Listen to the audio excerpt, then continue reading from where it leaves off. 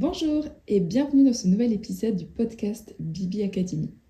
Aujourd'hui, j'ai envie de te parler d'un sujet qui me semble assez important à l'approche de l'été, un sujet dont on parle beaucoup mais qu'on comprend parfois mal, la surcharge mentale. Et surtout cette idée qui peut sembler un peu surprenante, c'est que la surcharge mentale, elle ne prend pas de vacances. Peut-être que toi aussi, tu attends les vacances avec impatience. Peut-être même que tu comptes les semaines, tu comptes les jours. Peut-être même que tu te dis, allez, encore un petit effort et je pourrais enfin souffler. Alors c'est une pensée que je connais bien.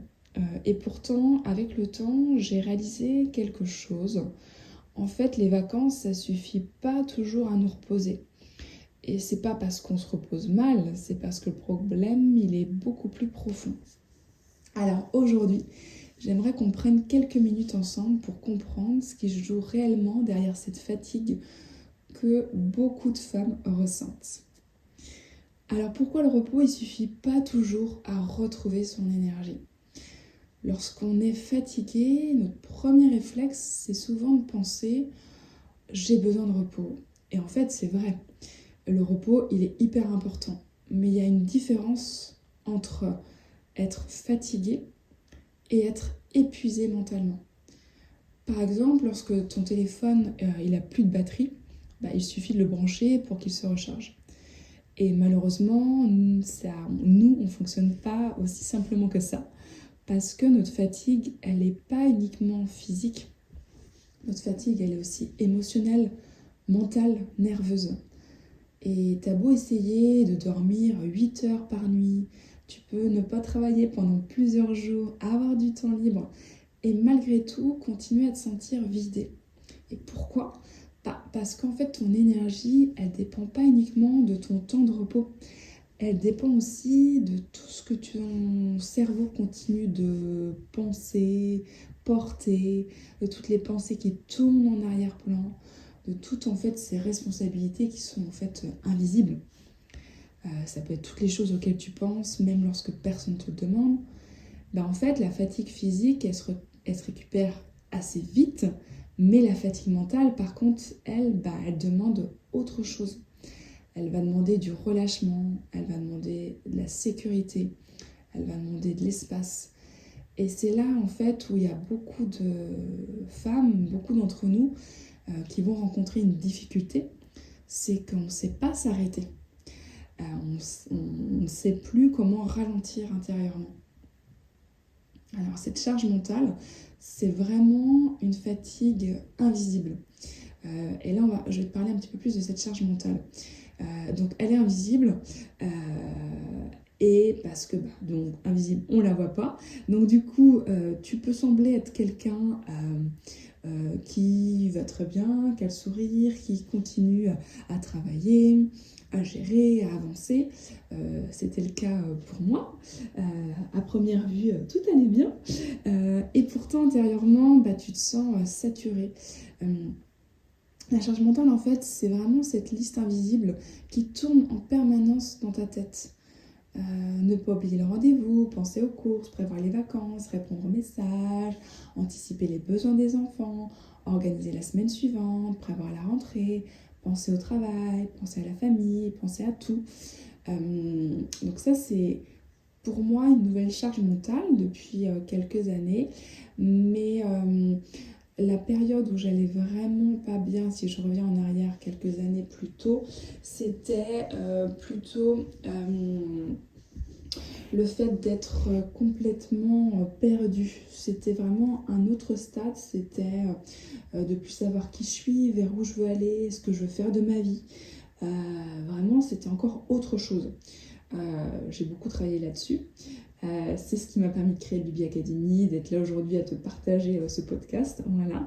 Et aujourd'hui, comme beaucoup de femmes, je suis arrivée à un autre stade, celle de penser à plusieurs choses. Ce que je viens de te lister tout à l'heure, de penser aux courses, répondre aux messages, anticiper les besoins des enfants, organiser la semaine suivante, préparer plein de choses, penser au travail, penser à la famille, au repas de famille, voilà, penser à tout en fait. Donc penser à tout, tout le temps. Et du coup, c'est un peu épuisant. Et c'est pas seulement le nombre de choses qu'il y a à faire, c'est le fait de ne jamais pouvoir poser complètement cette liste, de se dire ça y est, cette liste, j'ai barré, c'est bon, c'est fini, et je me débarrasse de certaines choses et il n'y a plus rien à faire. Non, elle est toujours là, cette liste en fait. Ce qui fait que ton cerveau, il est toujours mobilisé, même quand tu es censé te reposer. Et donc, c'est là où je vais te parler du rôle du système nerveux dans cette fatigue qui peut être une fatigue chronique pour certaines femmes. C'est que le système nerveux, en fait, on peut comprendre son fonctionnement, comment ça fonctionne. Et, et en fait, par exemple, tu peux imaginer que pendant plusieurs mois, tu es en train de vivre dans un état de vigilance permanente. Tu cours après le temps, tu gères plusieurs responsabilités. Peut-être que dans ta vie, tu as un moment où tu fais face à plein d'imprévus. Tu essayes de répondre aux attentes de tout le monde. Ton organisme, il va commencer à s'adapter. C'est ce qu'il sait faire de toute façon.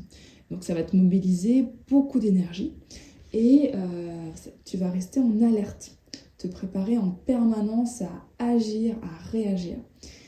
Et le problème, c'est que lorsqu'un état, donc toi, ton corps, ton organisme, ça va devenir quelque chose d'habituel, et bien en fait, ton système nerveux, il va finir par le considérer comme quelque chose de normal, c'est ok. Et même lorsque du coup ça va un peu mieux dans ta vie, les contraintes elles diminuent, et bien en fait ton système nerveux il revient pas immédiatement à l'équilibre. C'est un peu, j'aime beaucoup cet exemple-là et tu m'as déjà peut-être entendu en parler. C'est comme une voiture qui va rouler à grande vitesse pendant des heures. Tu peux pas lui demander de s'arrêter instantanément à la voiture en fait. Il lui faut du temps, il lui faut une phase de ralentissement, il lui faut une transition. Et c'est exactement ce qui se passe souvent lorsque les vacances commencent. Et justement, pourquoi certaines femmes restent épuisées même lorsqu'elles s'arrêtent, c'est probablement un des sujets, c'est clair, qui revient assez souvent dans les échanges que j'ai avec les femmes que j'accompagne. C'est que certaines femmes me disent « Ah, je suis enfin en vacances, mais je me sens pas mieux. » Et en fait, elles culpabilisent, elles pensent qu'elles ne profitent pas correctement, qu'elles ne savent pas se détendre, qu'il y a clairement quelque chose qui ne va pas chez elles. Et en fait, ce n'est pas nécessairement le cas. C'est qu'en fait, leur système nerveux à ces femmes-là a passé et c'est peut-être toi, c'est peut-être ton cas aussi, il a passé des mois, ce système nerveux, à fonctionner en mode vigilance, en mode alerte. Et bien, tout comme la voiture, il a besoin de temps pour retrouver un état de calme. Et c'est pas forcément juste une semaine ou deux de vacances qu'il va lui falloir. Parfois même, lorsqu'on ralentit enfin, on ressent davantage la fatigue. Parce qu'en fait, on n'est plus occupé à la masquer. Il y a beaucoup de femmes qui vont masquer leur fatigue par plein d'activités. Faire plein de choses à la fois, gérer plein de choses à la maison, se rajouter des choses à faire pour cacher un petit peu cette fatigue. Mais en fait, le corps, lui, il va en profiter pour nous envoyer des messages. Il va nous faire « Coucou, c'est moi !» Et c'est là où les messages peuvent être assez clairs. C'est qu'à un moment donné, en fait, les messages qu'il va transmettre, c'est clairement « J'ai besoin de repos là, j'ai vraiment besoin de souffler, j'ai besoin d'attention, j'ai besoin que tu ralentisses. » Donc c'est là où il va falloir apprendre à créer de l'espace mental. Alors qu'est-ce qu'il faut faire ?